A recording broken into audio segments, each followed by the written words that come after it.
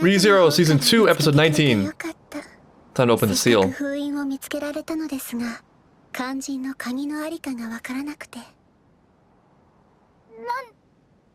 It's all your fault. You did this.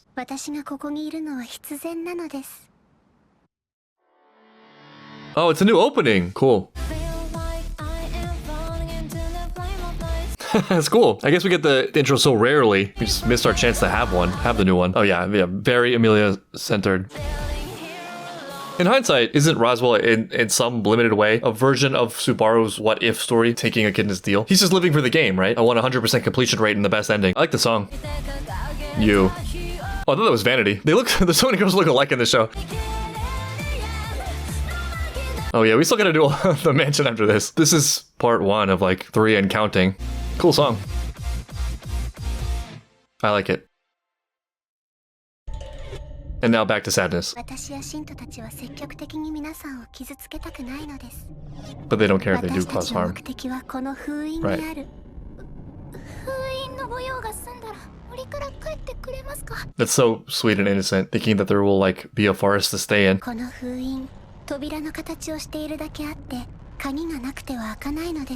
That's very linear thinking, Vanity.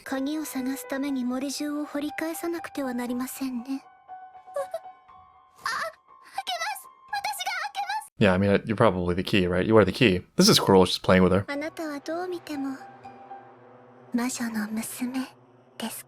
Okay, so the witch could be mother. I think time travel makes much more sense. That's definitely the Occam's razor here. Blood relation, nah, too complicated. Jokes aside, there is this growing mystery of her mother and father that we're not supposed to talk about. So many questions. So many questions. Probably not many answers. Or like one answer and 12 more questions. Wow. And doing that under pressure, too.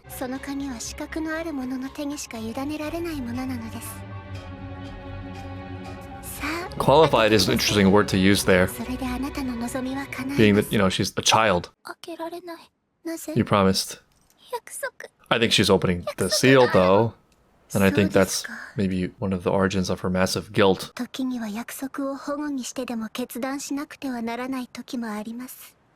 This is for your mother. Do you want her to live and go back to your life in the forest?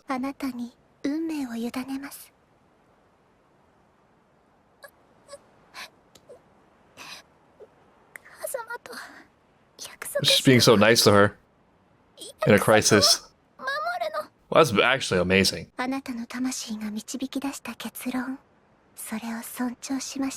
Will you really?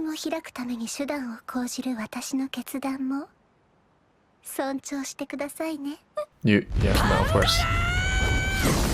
Oh, not in front of Amelia. Yeah, we know that doesn't do anything. She knows that.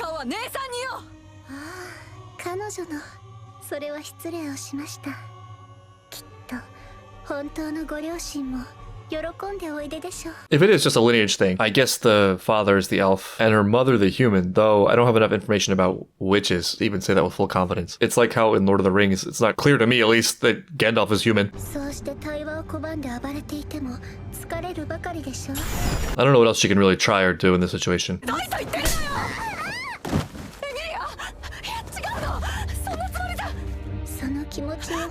Well, that was dirty.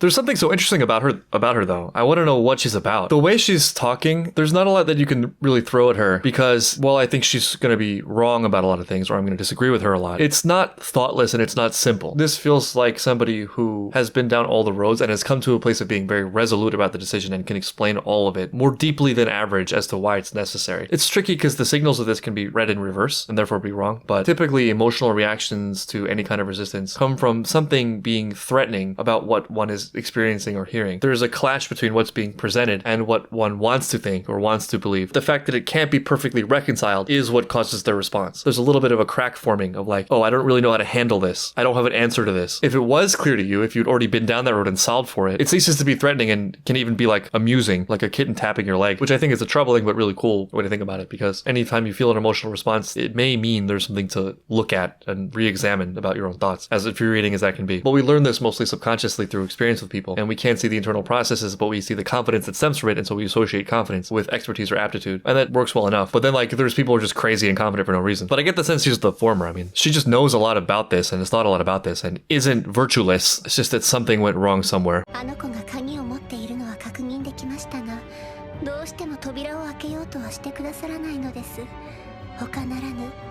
Right, like the fact that she's fascinated with this promise and isn't just like threatening Amelia, you know? Well, she is threatening Amelia, but she also seems to admire it. Yeah, this love stuff that we previously saw in Betelgeuse. This is a little calmer version of a similar thing.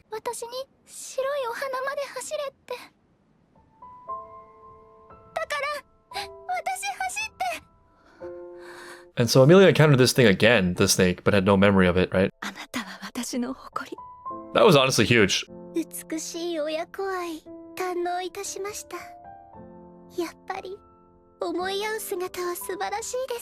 Though, okay, what I just said about confidence, or just being crazy, is that maybe more accurately what the craziness is arrogance, which seems to fit pretty well with the idea of vanity.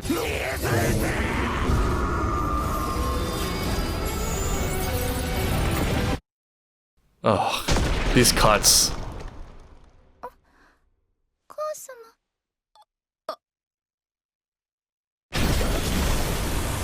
It happened in front of her.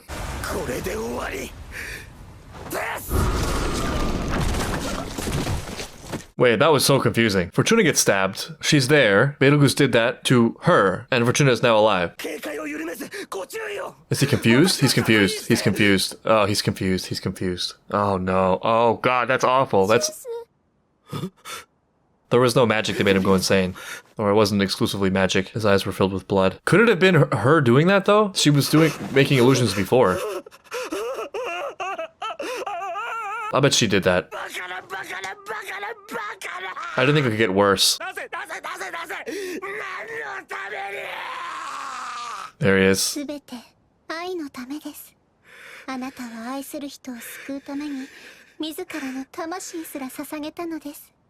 This adds so much to Betelgeuse, man. Sure, I'll go with that, because I don't have anything else. It makes no sense, but...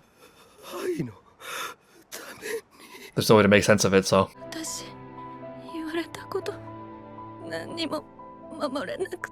She dies feeling like a failure.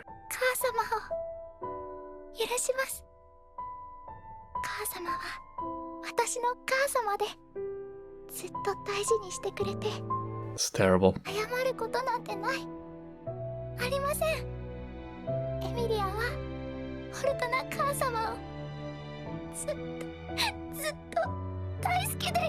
I'm torn between really sweet and really disturbing, and her being in shock. Oh, she's still alive. You heard that.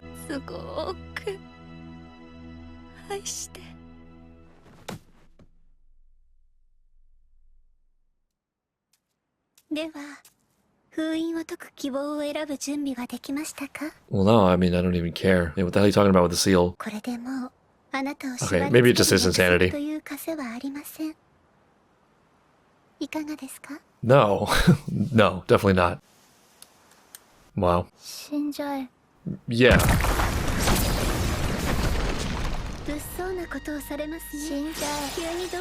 Oh wow, she got a power up. I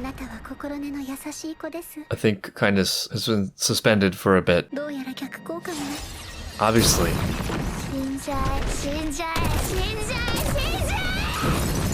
Goose just broken. He's not here right now.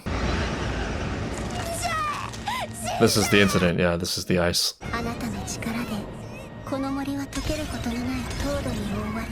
She did do it, yeah.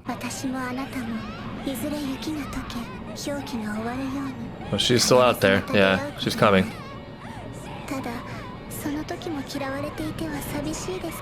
These memories are going to come back. Yeah, this is the memory coming back, right? Oh, she did the memory thing.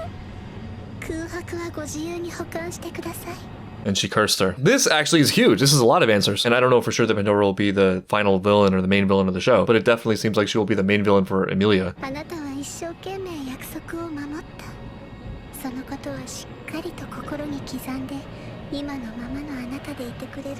Well, she wakes up trying to take care of them and has just a burning feeling of duty that she can't really explain. How did... Okay, she got him out of this. Yeah, I mean, he's just broken. The day Betelgeuse laughed. The previous episode's title.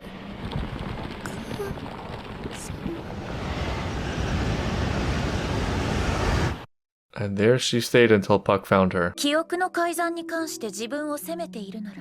let that go. 他人との会話を好ましく思う僕だが、君に限って話の脱線はお断りだ。 Unless you want to make a contract. Well, you don't have return by death, so what good are you? 第一の試練は、己の最大の後悔に決別することで達成される。That's tough. 過去の自分を肯定するか、否定するか。 I mean, there's only one right answer. Well, I don't know. That's an interesting one. What even constitutes the concept of you? The idea of oneself is probably mostly an abstraction, right? It's like a lot of things that go into that are kind of just summarized as a person. Forget time. I mean, even in one single moment, it's not guaranteed that all of your mental functions are working in harmony. In fact, they can be completely contradictory. And then throw in time. You can sort of go insane thinking about this. I also think in very ReZero fashion, there's a way that there's a trap in this as well. For example, it's very easy to say things like love yourself and accept yourself, but it has to actually be like resolute and real. I'm guessing that for most people, the attempt at trying to tell yourself you accept yourself or tell yourself that you love yourself has sort of a hollow feeling to it if it's not backed by something. And in fact, maybe the important thing isn't a judgment one way or the other, but more like a combination of understanding your past self, extending some sympathy to your past self, as well as being a little bit more nuanced about the picture where you have you now, you are completely free in the choices that concern you and your decisions, and they're not trapped by the past. And in so thinking, the things you regret about the past actually can inform better choices in the future, which is something to believe in and something to be hopeful for. You can understand that your fate is in your hands. You have the potential to be whatever you want, and that includes the potential to be terrible, which the past is a warning of. But I think because it's something like understanding, it actually goes wrong if there's a glossing over it, if there's this attempt at universal and unconditional love for yourself, because that actually dilutes what matters, which is the importance of potential versus choice, responsibility for one's actions and shaping one's future and life and present moment. I also think there are many different ways of thinking about and processing regret, and not all are created equal. There is sort of that type of ruminating regret, where you're looking to the past actually as an escape from the reality of your moment. You know, that kind of thing of like, if only I had, the replaying over and over and over again of things that went wrong in one's life that no one could ever do anything about now, versus maybe like just an acknowledgement of what happened and what consequences you attribute to it. And maybe, again, it's the emotion that's the telling thing there. I think at least to some degree, persistent repeated negative emotions are indicators that something still feels threatening. There's a potential risk for the future that is being represented by that thing in the past, whether that's something that went wrong externally or something you did wrong that shatters your worldview of yourself and your confidence in yourself. And once that's been addressed to an extent significant enough where one feels like the lesson has been absorbed and you are now equipped to handle it, even if it still remains a risk, the emotion has a way of subsiding somewhat, if not completely dissipating. And maybe what that looks like and what that'll look like for Amelia is a vow, you know, like, I will never return to this. I will never make this mistake again. I will not let it define me, whatever it has to be. みんなを救いたいと願った君の決断も理想論どころか夢物語でしかなかった。 Yeah, and you made it worse. You created damage. I feel it's a lot easier though actually knowing this than not knowing it. At least it's something we can look at now. We can wrap our mind around it. It feels kind of like a relief. 約束を守ってあの場所を譲らなかったこと、後悔しない。私が後悔するとしたら、あの時に力が足りなかったこと。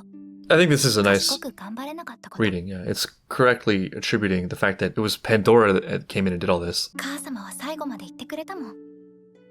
約束を守った私を誇りに思うって。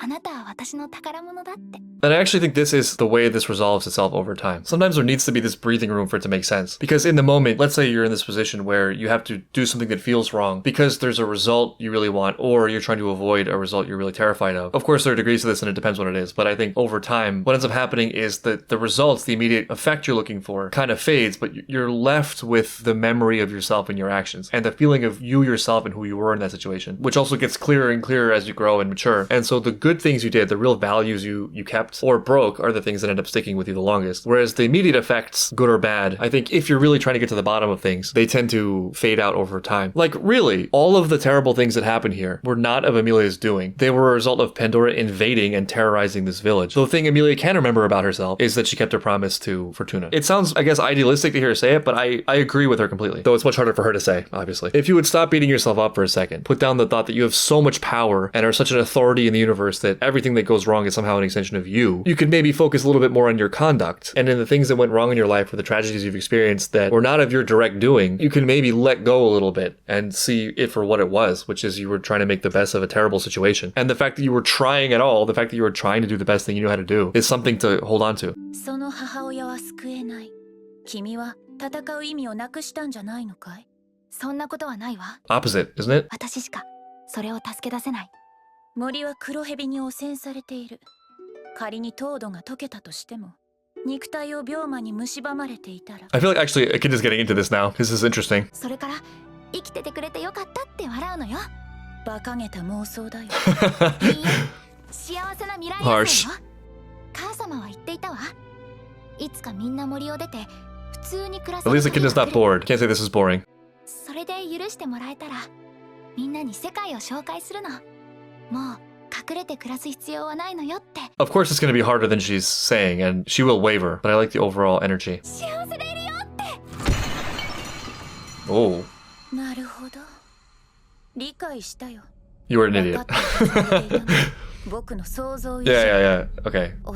You've scored at some points. Or not. Maybe she wanted to see her crash and burn. Amazing that the Witch of Greed is calling her selfish.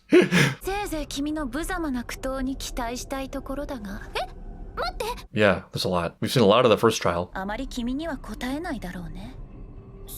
Is one of them school this time?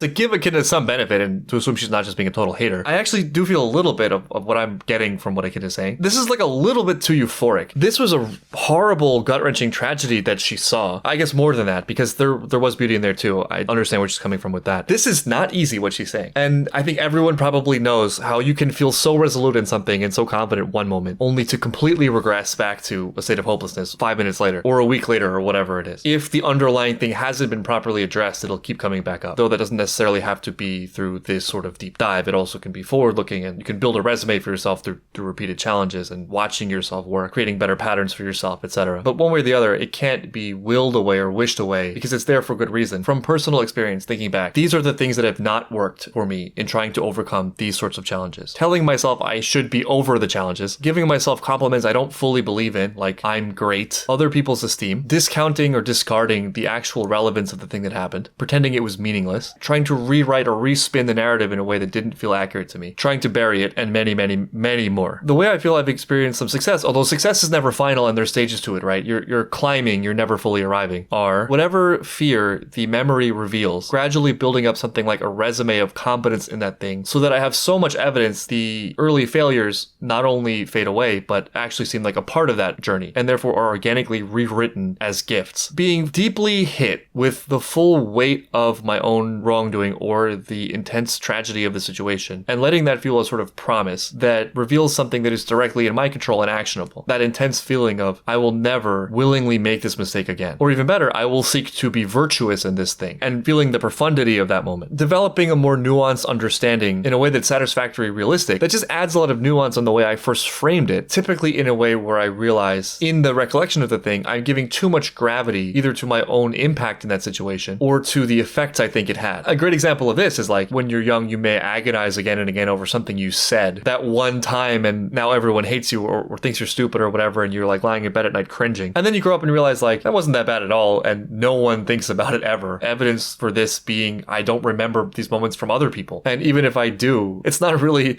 a significant part of how I spend my time thinking. If anything, it's just kind of funny. There is no like greater stakes to it or significance to it. Nothing is a threat. And if that actually feels real and convincing enough, it does the work on its own. And another is also very ReZero and Subaru of like, whatever that thing is, the thing you're trying to hold back, the realization you don't want to have, finally breaks and you just have a breakdown and give it up.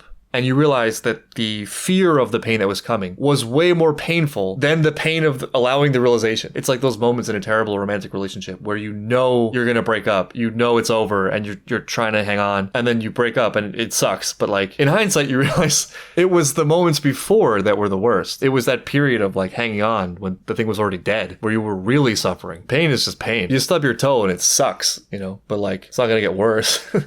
And a kid is always so sweet, usually. Wow. Just came out and said it. In summary, in case it wasn't obvious. You did it. And Subaru didn't even have to do it for you, amazingly. I was pretty sure that's where this was going, if I'm being honest. It's amazing what Emilia is capable of when you treat her like a real person. Okay, this feels more what I'd expect. It feels a little bit more honest. It's not like a bright, sunny rainbow moment. It's devastating. And like, it's the acceptance of that devastation, I think, that maybe is the turning point.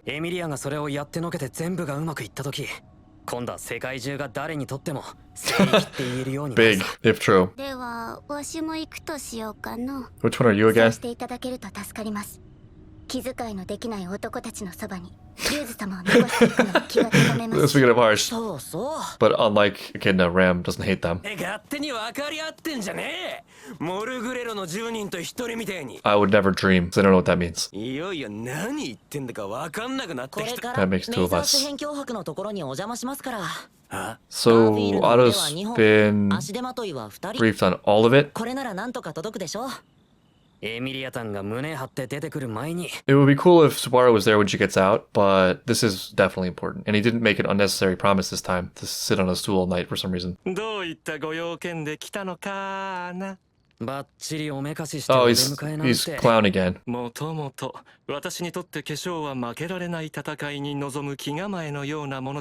the biggest clown in the room? Because you don't need war paint for that.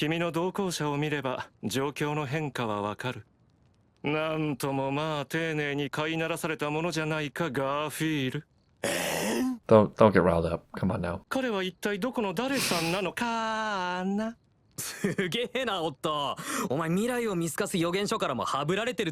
Oh really? Something went off script? That was in your book? What good is the book then?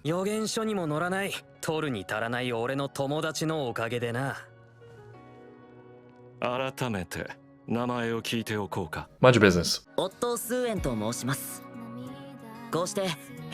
don't have to tell him anything. But alright.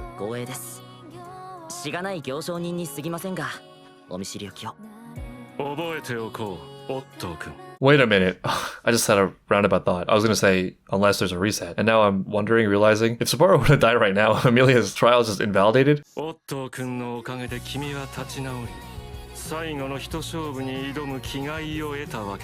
Yeah, it was Otto.